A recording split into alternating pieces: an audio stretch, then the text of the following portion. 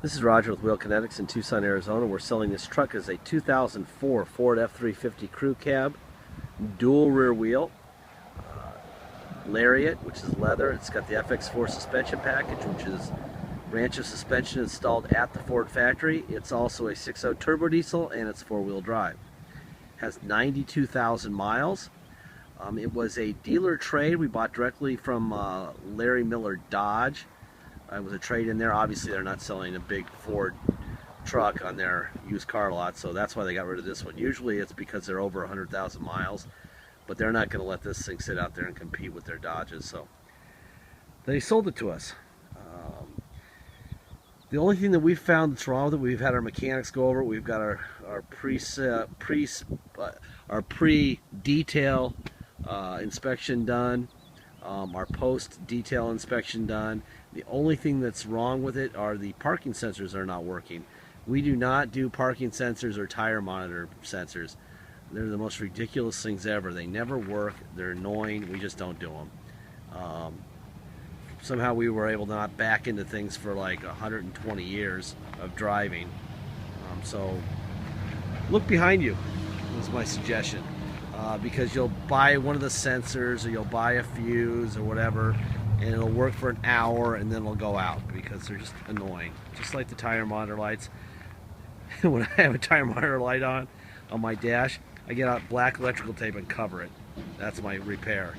Because I'm sick and tired of buying tire monitors for 35 bucks a pop at Discount Tires and programming them. Anyway, that's my gripe for the day. It's got a beautiful set of rubber on it, which is always a good sign. We did not buy these tires. They were on it when we bought it. So somebody spent a lot of money on 6 tires very recently. I'd say that all 6 probably have 90% tread on them.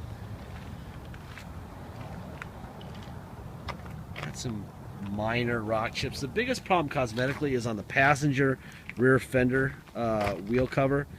Very common. It's always the passenger side because it's farthest away from the driver. We got a nice little scrape on it. It's got a crack low behind the wheel, which I will show you in a minute. A little road rash here on the wheel cover, probably from getting too close to a curb somehow. Okay, all the real issues with this, you could use a little touch-up and clean this up a little bit. That would probably go away a lot.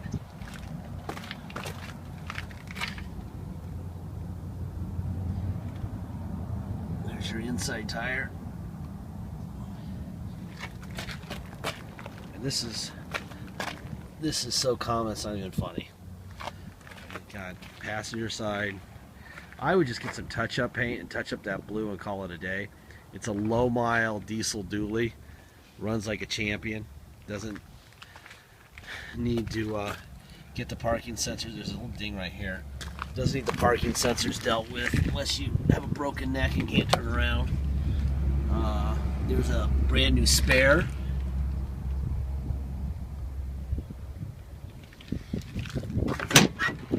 It's got a gooseneck. Hitch there. There's a little bit of a crack right here on the tail light. I don't know if that. It's not too significant, but it's my job really to show you everything I can find. If I do that, which I do, the right vehicle will always find the right person. That is a gooseneck hitch that's rollover. It'll turn over and go down if you'd like it to go down on the bed. This side, of course, is perfect because this is the driver's side.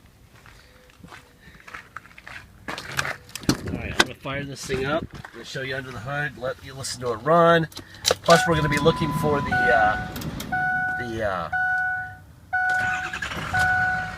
Ford stamps on the fender. 92,030 miles. Ford stamps should be on both fenders and on both sides of the port support, which indicates that the vehicle hasn't had any replacement parts, which would obviously be crash damage. So we're looking for that. We're right between my fingers to another one. That's the forward one on that side. There should be another one over here. Yep, right there. There's another one. There's that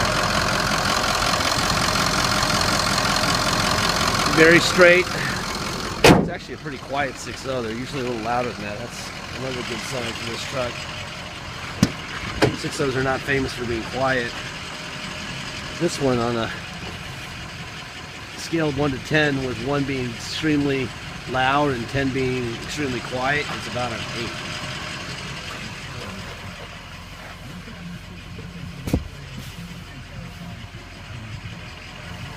Seats look great.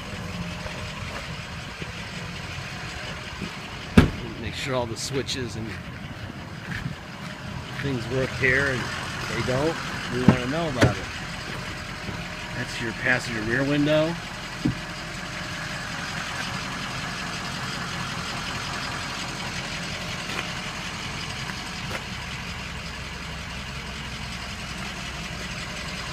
It's great. The rear seat and windows and door panels all look great. There's your passenger front window. Door locks. There's that. There's a heated seat. There's your seat back, forward, up, down, rear seat up, rear seat down, front seat up, front seat down. That works fine. A little bit of wear, not too bad on that seat. Seat back looks good. This is kind of peeling off. That's very common. Usually it's the top of the lid that's peeling off, but this is the front. So it comes unstitched right here. A lot of super glue would be the repair there. Somebody's done some sort of a repair on the inside of that. That would not be us. Actually, it feels like dye. Doesn't feel like there was a hole. It feels like there was dye.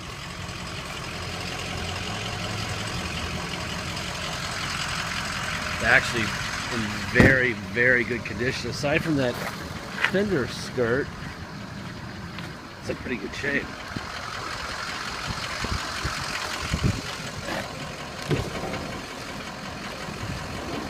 Driver window, passenger window, passenger rear window, driver window, mirrors, out, in, down, up. Okay, other side, out, in, up, down. Okay, door locks.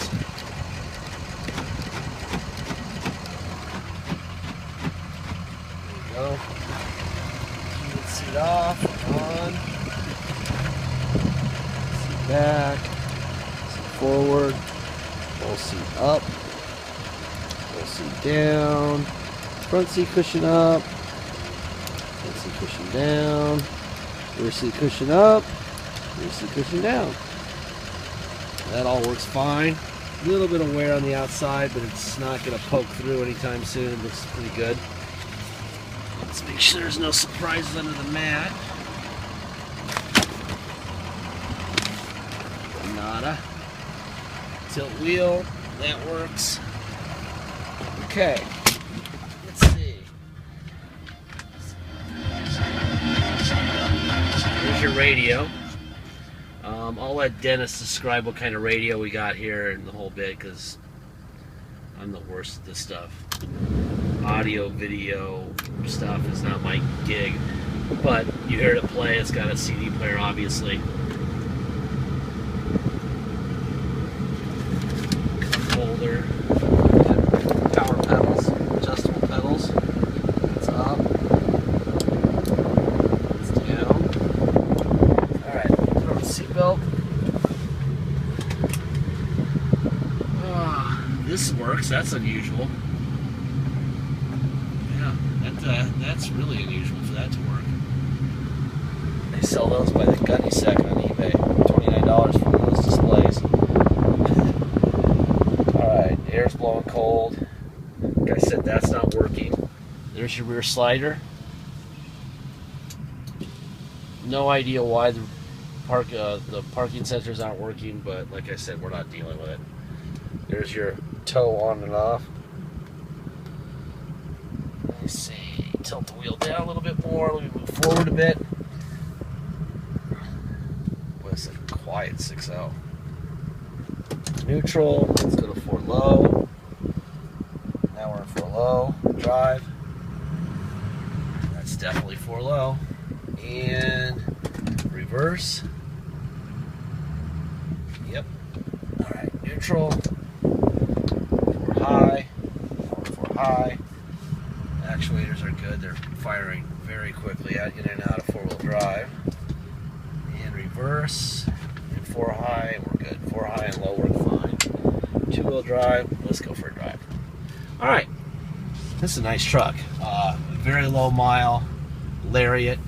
Only thing we got going on is a scraping deal on the passenger rear wheel cover. I would just get some blue touch-up paint, clean it up a little bit, and call it a day. Not worth repairing. It's got a beautiful set of tires. The parking sensors do not work, and we are not fixing them. Even if you paid us $1 million to fix them, well, $1 million I probably would fix them, but if you paid us to fix them what our costs, I wouldn't want to do it, because I know what happens. You fix them and then they don't work again 3 months from now. It's just a bizarre part.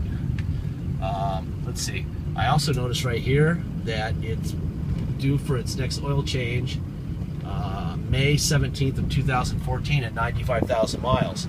So it just recently had a oil change done at it's like Kempton Chevrolet, which is in Safford, Arizona, which is 30 or 40 miles south of here.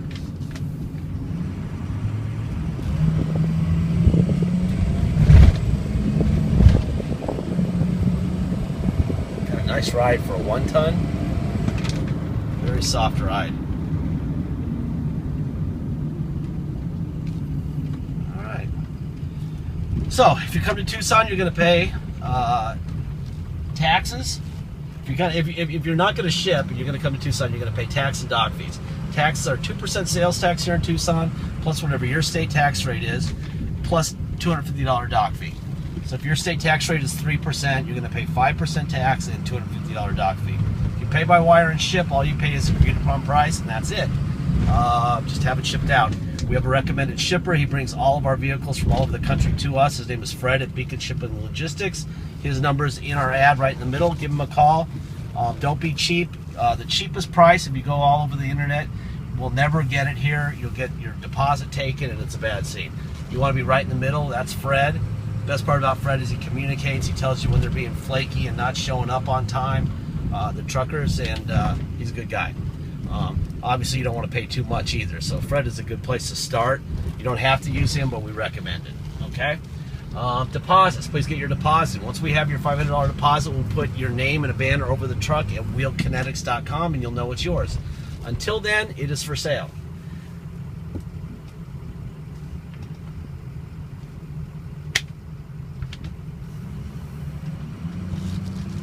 Let's see, what else?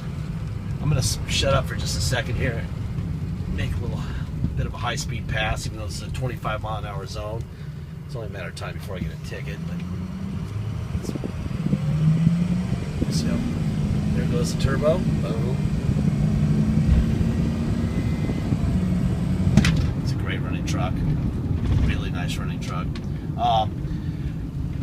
Lastly, at this point of the video, this is where I tell you that this is not a new vehicle. It's out of warranty by Ford standards, way out by mile and by year. So if the Ford engineers can't give it a longer warranty because they don't know what's going to happen after X amount of miles or X amount of years, how in the heck do we? We didn't build the truck. Ford did. Okay?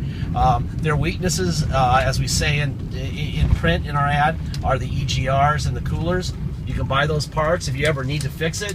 They're about $600 for both parts, and it should be about 5 to 7 hours of labor. That is their Achilles heel. This one's perfect right now, but they go out whenever. You just never know, okay? That's what I'm telling you. I've given you as much information as I can. Thank you very much for your time, and that's it.